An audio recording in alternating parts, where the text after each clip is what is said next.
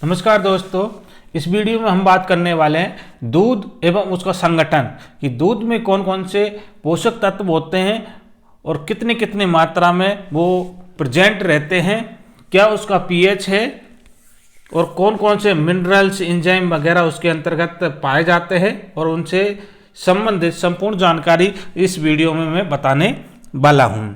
तो स्टार्ट करते हैं आज के वीडियो को, बने रहिए मेरे साथ। सबसे पहले एक टर्म आता है पुआस। पुआस होता क्या है कि जो पशु हैं इनके थनों में दूध जो आता है ये मस्तिष्क में उपस्थित एक पिट्यूटरी ग्लैंड होती है जिसको पीयूष ग्रंथि के नाम से जानते हैं। इससे एक ऑक्सीटोसिन नामक हार्मोन का स्रवण होता है। ये ऑक्सीटोसिन हार्मोन अयन में जो कोशिकाएं होती है, अयन में जो दूध की कोशिकाएं होती है, इसका संकुचन करती हैं और इस संकुचन के द्वारा ही दूध थनों से बाहर निकलता है। तो पूरा की पूरा कंट्रोल किस पर है? जो मस्तिष्क में पीयूष ग्रंथि होती है इससे इसका कंट्रोल रहता है। दूध निकालने की ये जो क्रिया है इसी को ही हम पुआस के नाम से जानते हैं। ये साधारण टर्म है, आपको जनरली ध्यान में रखना है कि क्या होता है। दूध निकलने की प्रक्रिया जो है ये पुआस कहलाती है।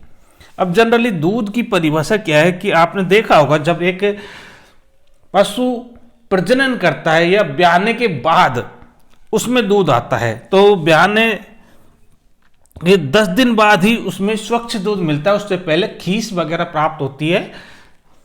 होता तो दूध ही है लेकिन वो खीस के रूप में प्राप्त होता है। लेकिन जो शुद्ध दूध होता है वो 10 दिन पहले या कई बार क्या होता है कि जो वत्स जनन से 15 दिन पहले तक ही गाय दूध दे पाती है। गाय भैंस जो भी है ये 15 दिन पहले तक जनरल ये सामान्य माना गया है कि ब्याने से पहले 15 या 20 दिन पहले वो दूध देना बंद कर जाती है। तो 15 दिन ब्याने से पहले और ब्याने के बाद में 10 दिन बाद में जो स्वच्छ और लैक्टियस क्षरण प्राप्त होता है उसी को ही दूध कहते हैं। और इस दूध में कम से कम वसा की मात्रा 3.25% होनी चाहिए और इसमें वसा रहित जो ठोस है ये 8.5% होना चाहिए। ये मिनिमम मात्रा है कि 3.25% तो कम से कम वसा होनी चाहिए और वसा रहित ठोस 8.5% होना चाहिए। घी की बात करें, घी क्या है? ये एक दुग्ध पदार्थ है जो कि दूध से प्राप्त होता है। जो घी है इसमें कार्बोहाइड्रेट की तुलना में 2.25 गुना अधिक ऊर्जा प्राप्त होती है। इसके अलावा एक लेसिथिन नाम का पदार्थ होता है जो कि दूध वसा को, जो वसा होती है उसको सुरक्षित रखने का काम करता है। कभी देखा होगा जो वसा है वो जल्दी से खराब नहीं होती, तो वो किस कारण से? उस लेसिथिन नामक पदार्थ के कारण से ये जल्दी खराब नहीं होती, ये वसा को सुरक्षित रखती है। इसके अलावा वसा से शरीर में प्रोटीन और कोलेस्ट्रॉल, ये दो चीजें भी वसा से ही प्राप्त होती है। और ये सारे के सारे क्या है? वसा प्राप्त कहां से होती है? ये दूध से ही प्राप्त होती है।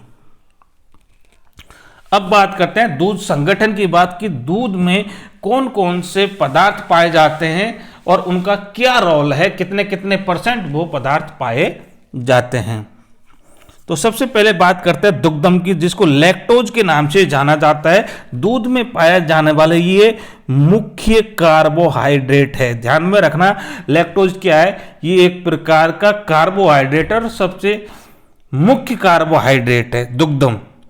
और दूध में जो मीठापन होता है ना वो इसी लैक्टोज के कारण से ही होता है। ये ध्यान में रखना, दूध में मीठापन पूछा जा सकता है कि दूध में जो मीठापन होता है वो किस कारण से होता है, तो दूध में उपस्थित लैक्टोज के कारण से होता है। और ये जो लैक्टोज है ये द्विशर्करीय है, यानी कि 2 शर्करा के अणु मिलकर के इसमें लैक्टोज का निर्माण होता है। अब वो शर्करा के अणु कौन कौन से? एक तो है उसमें ग्लूकोज और दूसरा है ग्लैक्टोज। ग्लूकोज और ग्लैक्टोज मिलकर के और इस लैक्टोज का निर्माण करते हैं। किसका निर्माण करते हैं? लैक्टोज का निर्माण करते हैं। ध्यान में रखना, सुक्रेज नहीं है, लैक्टोज है। लैक्टोज का निर्माण करते हैं और ये जो लैक्टोज है ये दूध में घुलनशील अवस्था में होता है और ऊर्जा का भी अच्छा साधन होता है। 1 ग्राम लैक्टोज से 4% तक कैलोरी ऊर्जा प्राप्त होती है। ये आपको ध्यान में रखना है तो एक तो हो गया ऊर्जा देना, लैक्टोज का काम हो गया, एक तो क्या हो गया ऊर्जा देना, और दूसरा क्या मीठापन। मीठापन कितना करता है, 1/4 भाग को ये मीठा कर देता है, ये ध्यान में रखना। इसके अलावा आप देखते हैं कि दूध में कितना परसेंट लैक्टोज पाया जाता है। तो गाय के दूध में लगभग 4.9% लैक्टोज पाया जाता है। भैंस के दूध में थोड़ा ज्यादा पाया जाता है, 5.48%, और मानव दूध की बात करें तो 6.98% दुग्धम पाया जाता है, यानी लैक्टोज पाया जाता है। इसके अलावा बात करें गाय की, जो साहिवाल है, जिसके दूध में सबसे ज़्यादा वसा होती है, उसमें 5% तक लैक्टोज पाया जाता है, और इस नस्ल का दूध मीठा होता है। जितना ज़्यादा लैक्टोज पाया जाएगा उतना ही ज़्यादा दूध मीठा होगा। सर्वाधिक मात्रा में पशु की बात करें तो वो घोड़ी के दूध में पाया जाता है। गाय में देखा जाए तो साहिवाल में, और पशुओं में देखा जाए तो घोड़ी के दूध में सबसे ज़्यादा लैक्टोज पाया जाता है। अब दूसरा संगठक आता है आपका प्रोटीन। तो प्रोटीन ये भी एक प्रमुख अवयव है, और इसका काम है कोशिका निर्माण। शरीर की कोशिका का निर्माण प्रोटीन के द्वारा होता है। दूध में 3 प्रकार के प्रोटीन पाए जाते हैं, एक तो है कैसीन, दूसरा एल्ब्यूमिन, और तीसरा है ग्लोब्यूलिन। ठीक है, तीनों ही प्रोटीन आपको ध्यान में रखना है, कैसीन, एल्ब्यूमिन और ग्लोब्यूलिन, ये 3 प्रोटीन दूध में पाए जाते हैं। दूध में लगभग 80% तक प्रोटीन होता है, और ये प्रोटीन पायस के रूप में दूध में पाया जाता है। और आपको पता होना चाहिए कि प्रोटीन एमिनो अम्ल से बनते हैं। एमिनो अम्ल के जुड़ने से प्रोटीन का निर्माण होता है। तो ये प्रोटीन है, तो ये भी एमिनो अम्ल में ही बदलेंगे। जब इसका पाचन होता है तो ये प्रोटीन एमिनो अम्ल में टूट जाते हैं, ये भी आपको ध्यान में होना चाहिए। और एमिनो अम्ल टूट करके इसका अवशोषण हो जाता है। एक बात और इंपॉर्टेंट कि प्रोटीन के कारण, प्रोटीन जिसमें कैसीन जो शब्द आ रहा है, इसके कारण से ही दूध का रंग सफेद होता है।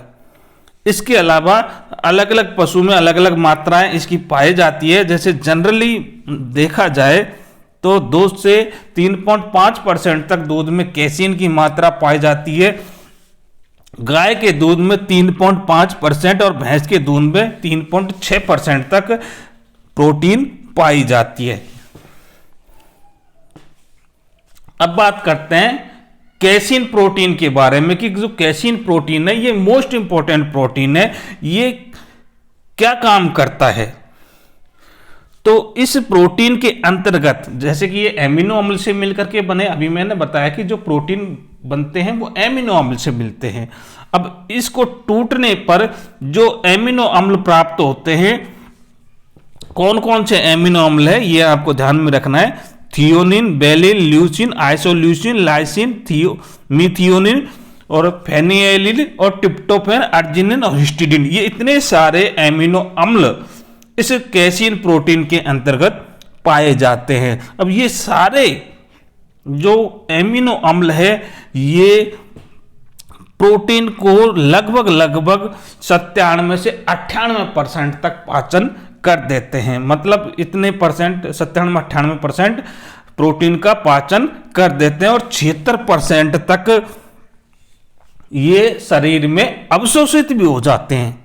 मतलब अवशिष्ट भी कम बन रहा है, क्योंकि सारे के सारे अधिकतर पाचित भी हो जाते हैं और अवशोषित भी हो जाते हैं, यानी कि ऊर्जा भी अधिक इनसे प्राप्त होती है। तो इस कारण से कैसीन प्रोटीन इंपॉर्टेंट है। इसके अलावा कैसीन से हमें फास्फोरस और कैल्शियम, ये 2 मिनरल्स भी हमें पाए जाते मिलते हैं। अब बात करते हैं खनिज पदार्थ की कि दूध में कौन कौन से खनिज पदार्थ होते हैं।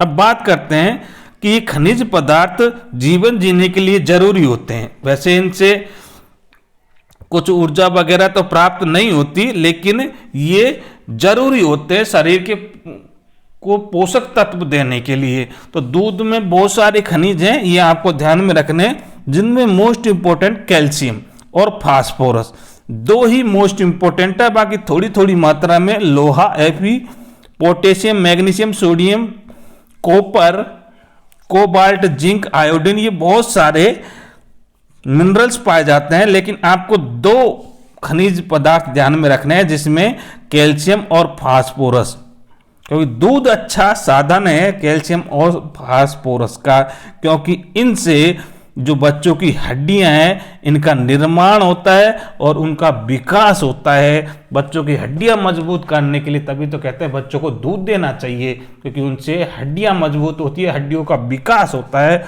और वो किसके कारण से होता है? कैल्शियम और फास्फोरस के कारण से। और इन खनिज पदार्थों की मात्रा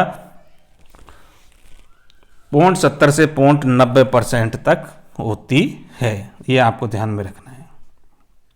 अब बात करते हैं विटामिन की। तो विटामिन दो प्रकार के होते हैं, एक तो जल में घुलनशील और दूसरा वसा में घुलनशील। तो जल में घुलनशील कौन कौन से हैं? जिसमें आता है आपका बी के जो सारे कॉम्प्लेक्स हैं, जैसे कि थायमिन, राइबोफ्लेविन, बायोटिन, फोलिक अम्ल और पायरिडॉक्सिन, ये वो विटामिन है जो कि दूध में पाए जाते हैं और जल में घुलनशील होते हैं। इसके अलावा वसा में घुलनशील कौन कौन से हैं? तो वो हैं अपना ए, डी, ई और के।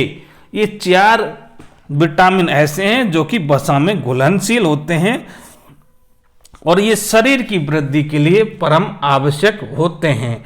यदि ये विटामिन पशु मानव को नहीं मिले तो वो उसमें कई प्रकार की बीमारियां हो जाती हैं। तो विटामिन बी मानव शरीर के लिए जरूरी है। अब बात करते हैं किण्वक, एंजाइम्स जिसको कहते हैं। तो एंजाइम्स का क्षरण जीवित कोषों से होता है। उसमें जगह जगह स्पोर्ट्स पॉइंट पाए जाते हैं जिसमें किण्वक उपस्थित रहते हैं और ये किण्वक हैं कार्बनिक उत्प्रेरक के समान कार्य करते हैं और इनका कार्य भी बहुत विशिष्ट होता है। दूध में मुख्य किण्वक जो होते हैं वो होते हैं फास्फोरस, एमाइलेज, ये मोस्ट इंपॉर्टेंट है, परऑक्सीडेज, इसके अलावा esterases, lipase, xanthine oxidase, protease, catalase, hydrogenase, aldolase, ये बहुत सारे एंजाइम्स दूध में पाए जाते हैं जो कि पोषक तत्वों को विघटित करते हैं। जो अभी दुग्धम हुआ, कैसीन हुआ, खनिज लवण, इनका विटामिन, खनिज लवण, इनका सबका जो विघटित करने का काम करते हैं ये किण्वक ही करते हैं, ध्यान में रखना है। तो ये भी दूध में जरूरी है। अब बात करते हैं जल। तो सभी घटकों की तुलना में दूध में जल की मात्रा अधिक होती है, ये ध्यान में रखना है, तभी तो पतलापन रहता है दूध में। गाय के दूध में लगभग 86% तक जल होता है और भैंस के दूध में 83% तक जल होता है। तो अब आप देख पा रहे होंगे कि जल किस में ज्यादा है। गाय के दूध में तो गाय का दूध कैसा होगा? पतला होगा। और इसके अलावा एक पत्ता और लगा सकते हैं कि जो घनत्व होगा वो गाय का दूध का कम होगा। घनत्व क्यों कम होगा? क्योंकि इसमें पानी ज्यादा है, लिक्विड पतलापन ज्यादा होगा। ठीक है। अब ये जल होना भी जरूरी, क्यों होना जरूरी है? क्योंकि दूध में जल होगा तो ही उसकी पाचकता बढ़ती है, यानी कि जो और घटक हैं ये आसानी से पच जाते हैं, इसके कारण से जल का होना जरूरी है। ठीक है। अब बात करते हैं पशुओं में दूध स्रवण काल किस हिसाब से परिवर्तित होता है। तो जब पशु ब्याते हैं तब ब्याने के तुरंत बाद जो दूध प्राप्त होता है उसको कहते हैं कैलोस्ट्रम, और इस कैलोस्ट्रम में वसा और प्रोटीन की मात्रा अधिक होती है। और जैसे जैसे दुग्ध स्रवण काल बढ़ता है दूध एक सीमा तक तो बढ़ता है और उस सीमा पे पहुंचने के बाद में दूध रुक जाता है। और कई बार क्या है, दूध में जो वसा की मात्रा है ये कभी ज्यादा और कभी कम ये हो सकती है, ये एक जैसी स्थिर नहीं रह सकती। दूध की मात्रा ब्यात के हिसाब से देखा जाए तो शुरुआत की 4 ब्यात, मतलब 4 बार यदि भैंस ब्या जाती है तो दूध की क्षमता हर एक ब्यात में बढ़ती चली जाती है और 4 ब्यात के बाद उसके बाद दूध की मात्रा घटती जाती है। ये एक स्टेप है, मतलब पहले दूध की मात्रा बढ़ेगी और फिर दूध की मात्रा कम होगी। इस प्रकार से दूध में वेरिएशन आता है। अब बात करें कि जब भैंस ब्याती है तो उससे लगभग 2 माह पहले ही हमको दूध निकालना बंद कर देना चाहिए। ये तो गाय की बात होगी और भैंस में 3 माह पहले। क्यों? क्योंकि इससे क्या है, आगे जो भैंस ब्याएगी तो उसमें दूध की मात्रा या गुणवत्ता में कोई चेंजेस नहीं हो, इसके लिए हम ऐसा करते हैं कि 2 महीने पहले ही हम उसका दूध निकालना बंद कर देते हैं। अब बात करते हैं दुग्ध दोहन की विधियां, कि गाय का जो जानवर हैं, गाय स्पेशली नहीं है, जो जानवर है उनका दूध किस प्रकार से निकाला जाता है। तो मुख्य रूप से 2 विधियां हैं, एक तो हाथ के द्वारा और दूसरा मशीनों के द्वारा। अब हाथ के द्वारा जो है ये 5 से 7 मिनट लगते हैं इसको, और जनरली निकाल लेना चाहिए, 5 से 7 मिनट में दूध निकाल लेना चाहिए, ये जनरली स्टैंडर्ड है। जबकि मशीन के द्वारा 3 से 4 मिनट, मशीन के द्वारा तो 3 से 4 मिनट होने चाहिए और 5 से 7 मिनट आपका हाथ से निकालने में। अब एक एक विधि का हम विस्तृत वर्णन करेंगे, इसके लिए आपको समझना है, बस आपको नोट्स में प्रोवाइड करा दूंगा, लेकिन आपको ये जनरली ध्यान रखना है कि ये होता कैसे, कि हाथों से कैसे निकालते हैं और मशीनों से कैसे निकालते हैं। तो हाथों से निकालने के लिए 3 विधि है यहाँ पे। फुल हैंड, जिसको पूर्ण हस्त विधि के नाम से जानते हैं, और दूसरा है अंगूठा विधि, यानी कि अंगूठे से निकालते हैं, और तीसरा है चुटकी विधि, जिसको स्ट्रिपिंग मेथड भी कहते हैं।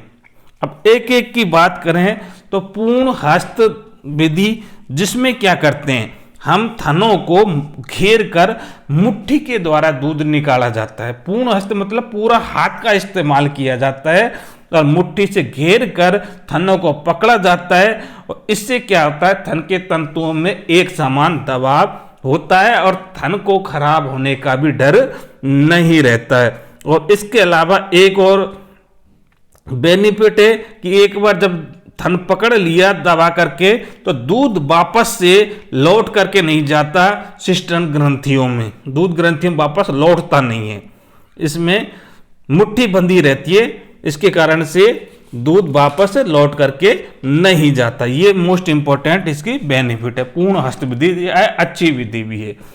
दूसरा है आपका अंगूठा विधि। अंगूठा विधि में क्या होता है कि हम थन को अंगूठे से, जैसे मुट्ठी बांध करके और उंगलियों को तो मोड़ लिया और अंगूठे से थन को दबाते हैं।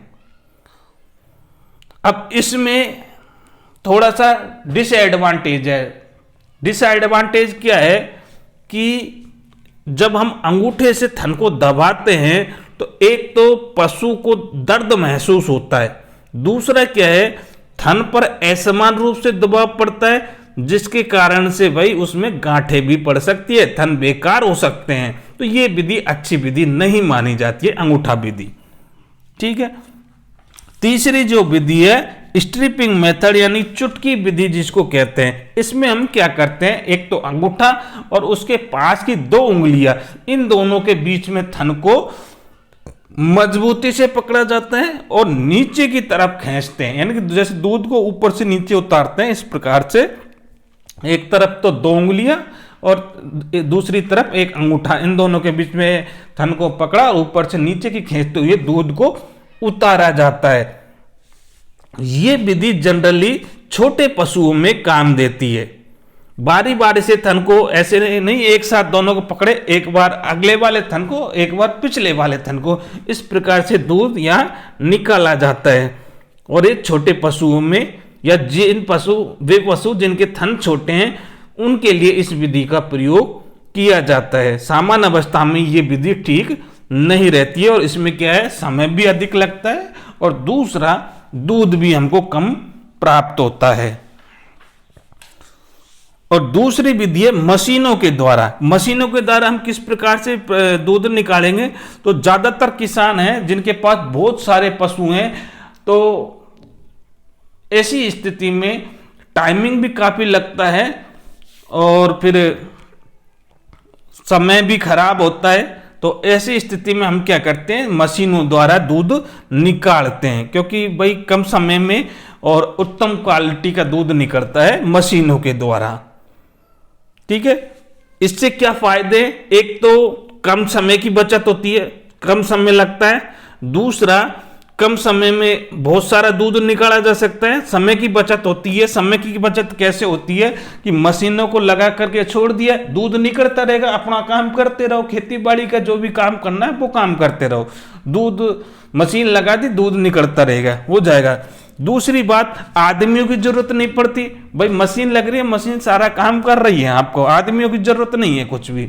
दूसरा, तीसरा काम क्या है, एक तो क्या है, जैसे ही दूध निकलता है वो सीधा की सीधा बर्तनों में जाता है, तो इसके कारण से नहीं तो धूल का झंझट, मक्खी मच्छर का झंझट, दूध में बाल गिर रहा है, गोबर गिर रहा है, तो क्या क्या गिर रहा है, उससे भी छुटकारा मिल जाता है और बढ़िया क्वालिटी का दूध प्राप्त होता है। अब बढ़िया क्वालिटी का होगा तो दूध की कीमत भी यहाँ पर को अच्छी मिलेगी।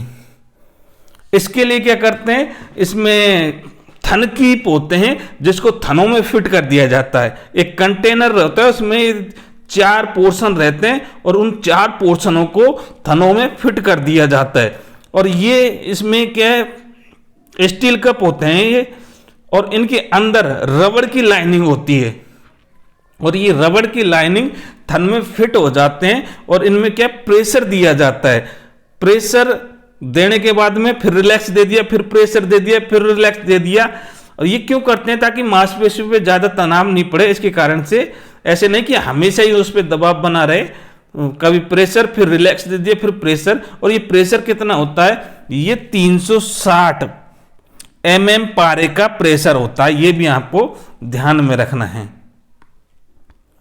और इसकी जो एफिशिएंसी रहती है, लगभग 1 मिनट में 1 किलो दूध, 1-2 किलो दूध आसानी से निकाला जा सकता है। वैसे इसकी रेट चेंजेज होती रहती है, लेकिन जनरली देखा गया मैक्सिमम इसकी 1 से 2 किलो 1 मिनट में दूध निकाला जाता है।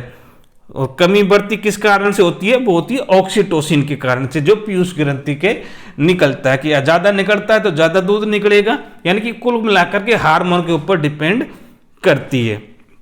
अब कुछ एक इम्पोर्टेंट बातें जो आपको ध्यान में रखनी है कि जैसे मशीन लगा रहे हैं तो भाई थनों को स्वच्छ जल से धोना चाहिए, ऐसे नहीं कि गंदगी रहे और तब जाके दूध निकालते हैं। अच्छी तरह से धोते हैं और मालिश भी थोड़ा सा कर लेना चाहिए ताकि ऑक्सीटोसिन हार्मोन का स्रावत हो और जल्दी से दूध निकल आए। दूसरा, प्रेशर सामान्य होना चाहिए, ज़्यादा प्रेशर रहेगा तो हो सकता है थनों को नुकसान हो और कई बार ज़्यादा प्रेशर होने से दुग्ध का भी स्रवण हो सकता है। इसके अलावा रबर लाइनों को बराबर देख लेना चाहिए कि वो ठीक ठाक है कि नहीं, यदि खराब हो जाते हैं उनको बार बार चेंज कर देना चाहिए। और ये भी ध्यान में रखना है कि दूध सही तरह से निकल रहा है कि नहीं निकल रहा है, मशीन में कोई खराबी तो नहीं आ रही, प्रेशर है जो सही है कि नहीं है, वो सब बार बार मतलब समय अंतराल में, एक निश्चित समय अंतराल में उस मशीन की चेक कर लेनी चाहिए। धोने के बाद में मशीन को एक ऊपर स्थान पर रख देना चाहिए ताकि धूल मिट्टी वगैरह कुछ नहीं हो। ये कुछ इंपॉर्टेंट बातें जो भी आपको ध्यान में रखनी है। इसके बाद में जैसे दूध निकाल लिया तो थनों को और मशीन को स्वच्छ पानी से धो लेना चाहिए, ये भी आपको ध्यान में रखना है। तो ये थी कुछ दूध निकालने की विधियां जो कि मैंने आपको बता दी है। तो दोस्तों कैसा लगा ये वीडियो, उम्मीद करता हूँ मेरा ये वीडियो आपको बहुत अच्छा लगा होगा। तो थैंक यू, धन्यवाद।